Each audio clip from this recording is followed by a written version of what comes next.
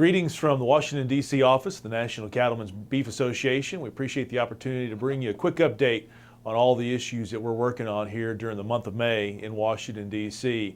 Of course, leading our list is the 2013 Farm Bill. We expect both the Senate and the House Agriculture Committees to do a markup of their versions of the Farm Bill this month. And if all goes well in the Senate version, we very well could have it on the floor of the Senate before the Memorial Day recess. There's a lot of things that we're looking at in this bill.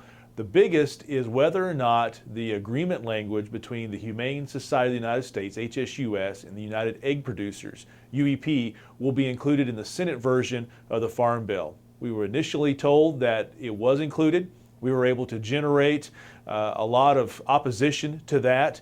And from what we understand right now, that has been pulled out. But if it is pulled out, we do know, or we expect, that there will be an amendment attempt sometime during the Senate markup of the bill, or probably more likely during the House or the Senate floor consideration of the bill, to add that provision back in. So we're going to have to maintain our opposition, and we encourage all of you to contact your senators and let them know that the HSUS UEP agreement cannot be allowed to be a part of the Senate version of the Farm Bill. Outside of that, the rest of the Senate bill really looks pretty good when it comes to our issues. We have been able to keep the livestock title out of the bill, and we also have the inclusion of the disaster programs. So as long as we keep the HSUS UEP agreement language out, it's going to be a bill that we support. Now, over on the House side, there are still a lot of questions as to what will be in the final package. But from what we're understanding right now, we also have had success in keeping the livestock title out of the bill.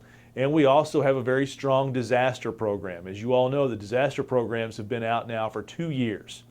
We need this Farm Bill in order to reestablish those programs and make sure that the funding is available for producers who are still suffering from drought and who are in need of this help. That will be included in the House version. As I said, it's in the Senate version. So really it's just a matter of how quickly the Farm Bill can be completed before those programs go back into place. Now, right now, it does not look like the HSUS UEP agreement is going to be a problem on the House side, but again, we are staying vigilant to make sure that it does not come out of left field. Outside of that, we do expect, once again, a fairly clean bill that will be pretty close to the bill that the House Ag Committee passed last summer. Of course, we are really under the gun because the current extension of the 2008 Farm Bill expires at the end of September.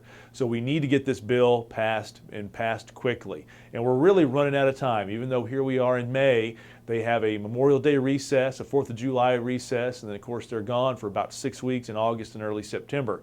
So that September deadline is going to come up fast, and that's not much time for both committees to act, for it to go to the floor, and also to the conference committee. But it remains a top priority for us here at NCBA. But that's not the only thing we're working on.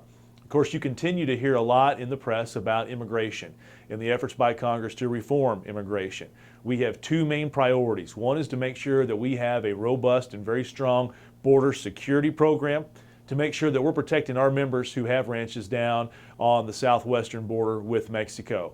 When you look at all the land that is out there, it's our members are the ones that are really kind of on the first line, and we need to make sure that we are doing everything we can to protect them.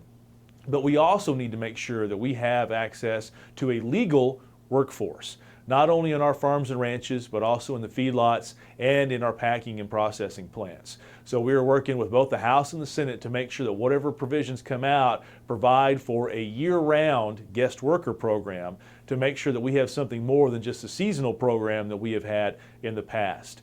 The Senate and the House are both getting ready to start consideration in the judiciary committees, but we do know that this is going to be a very long and drawn-out process and could take most of the summer as long as the wheels stay on this process and they don't fall off. But we are very much in the middle of it, and we have a coalition of all the ag groups that we're working with to make sure that our priorities are being addressed. And then one of our top priorities for 2013 is reauthorization of the Animal Drug User Fee Act, which is called ADUFA.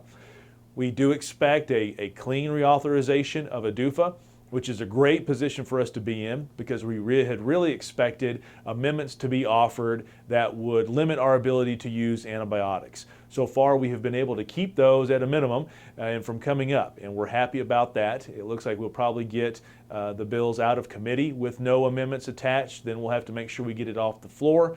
But once again, much like the Farm Bill, we're under the gun because ADUFA expires on September 30th, so we need this reauthorization done sometime here this summer. So once again, if you have the opportunity to call your senators or call your member of Congress, please do that and let them know that we want to reauthorize ADUFA in a clean version, because this is a great program that allows us to get new veterinary drugs to the marketplace for you to use.